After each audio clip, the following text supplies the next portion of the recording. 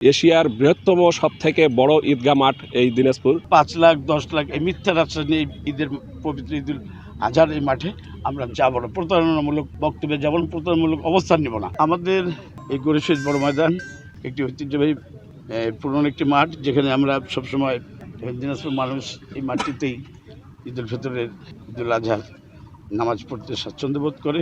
এখানে পৌর প্রশাসনের উদ্যোগে এখানে যে জেলা প্রশাসন, পৌর প্রশাসন এবং আইনশৃঙ্খলা বাহিনীর যে মাধ্যমে এই মাঠটিকে আগামী ঈদুল ফিতরের জন্য ইনশাআল্লাহ প্রস্তুত করা হয়েছে। আমরা সকলে মিলে ঈদের জামাত এখানে আদায় করবো ইনশাল্লাহ। এই জন্য আমি সকলকে ঈদ মোবারক, আগামী ঈদের শুভেচ্ছা জানিয়ে, ঈদ মোবারক জানিয়ে আগামী ঈদুল ফিতরের জামাত আমরা সকলে মিলে উৎসব উদ্দীপনার মধ্য দিয়ে এখানে আমরা ইনশাআল্লাহ পালন করব, নামাজ আদায় করব এবং মুসল্লিগণকে দল বলে এখানে আসার জন্য আহ্বান রেখে, যদি বাস্তব অর্থে আমরা কথা বলি, আপনারা জানেন আমি 3 বার দিনাজপুর পৌরসভা মেয়র ছিলাম।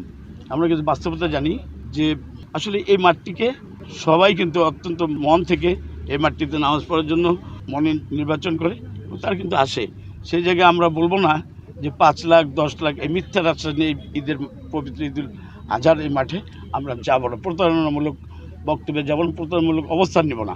ইনশাল্লাহ আমরা সকলকে আহ্বান জানাবো, আমাদের ঐতিহ্যবাহী গরিব বড় ময়দান, এখানে জনগণ আসবে, পবিত্র ঈদুল ফিতরের ঈদের জামাত অনুষ্ঠিত হবে, আপনি এই বাস্তবে দেখে নেবেন। বড় আরেকটা চ্যালেঞ্জ হবে পার্কিংয়ের জন্য। সম্মানিত মুসল্লিরা যেখানে আসবেন, এখানে পার্কিংয়ের জন্য প্রচুর হিউজ স্পেস লাগে। এখানে প্রচুর মোটরসাইকেল আসবে, অন্যান্য প্রাইভেট গাড়ি নিয়ে আসবেন। এগুলো আমরা পাশে কিন্তু বড় মাঠে আমরা পার্কিংয়ের ব্যবস্থা, আর জেলার বাইরে থেকে বা জেলার অন্যান্য জায়গা থেকে যারা আসবে তাদের জন্য অন্যান্য জায়গায় আমরা পার্কিং, যেমন এই পাশে আমাদের জেলা প্রশাসক কার্যালয়ের ভিতরে কিন্তু আমরা একটা পার্কিংয়ের ব্যবস্থা করছি।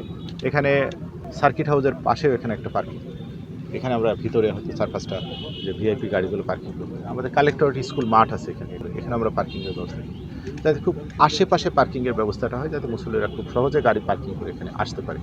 আর আমাদের দেখবেন ড্রোন সার্ভিলেন্স আছে, কিছু সিসি ক্যামেরা আমি স্থাপন করছি, এখানে আমরা সরাসরি সেখানে মনিটর করতে পারি, যে কন্ট্রোল রুমের মাধ্যমে স্থাপন মানে এগুলো মনিটর করা হবে। আমাদের এই পাশে একটা কন্ট্রোল রুম স্থাপন আছে, এখানে ওইগুলো মনিটর করা হবে, যে কন্ট্রোল রুমের মাধ্যমে মনিটর করা হবে। আমাদের ইতিমধ্যে স্কেলেটন দেওয়া হয়ে গেছে, আমাদের গোয়েন্দা নজরদারিও আছে, যা সুন্দর এবং সুষ্ঠু পরিবেশে ঈদের জামাত যেন হয় সেজন্য দিনাজপুর জেলা পুলিশের পক্ষ থেকে সার্বিক ব্যবস্থা ইতিমধ্যে গ্রহণ করা হচ্ছে এবং আমরা কোঅর্ডিনেশন মিটিংয়েও এই বিষয়গুলো হয়েছে। আর আপনি অন্যান্য বাহিনীর কথা বলেন যে র্যাবের সদস্যরা আমাদের সাথে কাজ করবে, আমরা ধারণা করছি পুলিশ, র্যাব, আমরা যারা একসাথে কাজ করছি আমরা সাফিসিয়েন্ট এখানে নিরাপত্তা প্রদানের জন্য। আর পরিবেশ দেখে আমার কাছে মনে হয়েছে যে একটা সুন্দর একটা পরিবেশ, এখানে নিরাপত্তার কোনো ঘাটতি আমার মনে হয় নাই। ঠিক আছে, মুসল্লিরা সুন্দর পরিবেশে এখানে ঈদের জামাত আদায় করতে পারে।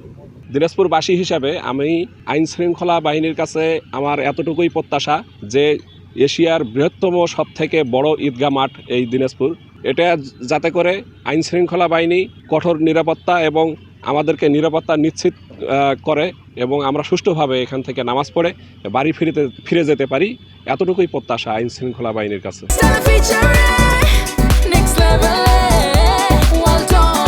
Side by side, free.